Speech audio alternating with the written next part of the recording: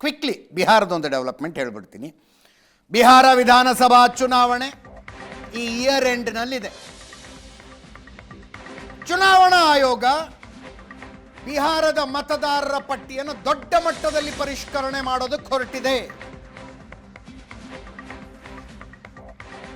7,89,00,000 ಮತದಾರರ ಪೈಕಿ 2,90,00,000 ಮತದಾರರು ನಕಲಿ ಆಗಿರಬಹುದು ಅನ್ನುವ ಸಂಶಯ ಚುನಾವಣಾ ಆಯೋಗಕ್ಕೆ.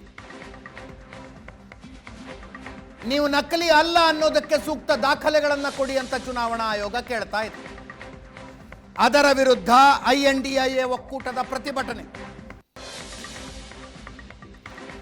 RJD ಕಾಂಗ್ರೆಸ್ ಮಹಾಗಠಬಂಧನ್ನ ಪ್ರತಿಭಟನೆ ಆಯಿತು.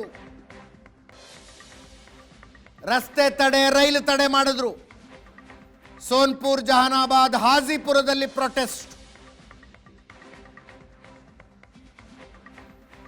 ಕೇಂದ್ರ ಚುನಾವಣಾ ಆಯೋಗಕ್ಕೆ ಧಿಕ್ಕಾರ ಕೂಗಲಾಯಿತು.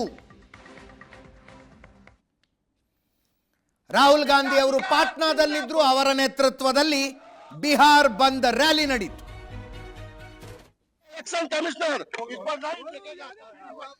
ತೇಜಸ್ವಿ ಯಾದವ್, ರಾಹುಲ್ ಗಾಂಧಿ ರ್ಯಾಲಿಗೆ ಹೋದ್ರು.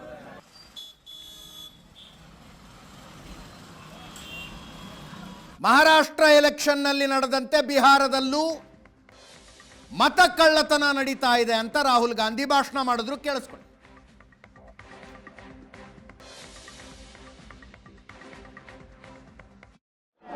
मैं हिंदुस्तान की जनता को और बिहार की जनता को कह रहा हूं कि महाराष्ट्र का चुनाव चोरी किया गया था और जैसे महाराष्ट्र का चुनाव चोरी किया गया था वैसे ही बिहार का चुनाव चोरी करने की कोशिश की जा रही है.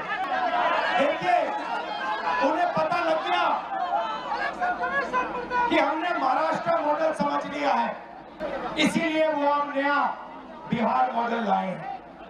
और मैं आपको साफ बताना चाहता हूं कि ये गरीबों का वोट छीनने का तरीका है. ये और मगर ये इन लोगों को मालूम नहीं है कि ये बिहार है. ये बात समझे नहीं है.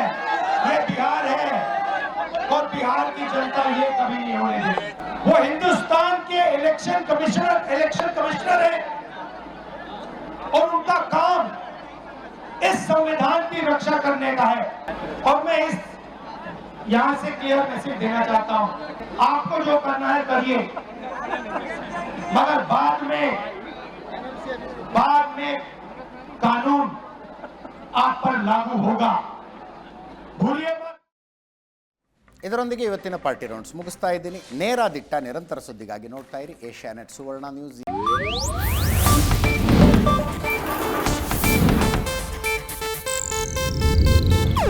ಇದು ಏಷ್ಯಾನೆಟ್ ನ್ಯೂಸ್ ನೆಟ್ವರ್ಕ್ ಪ್ರಸ್ತುತಿ.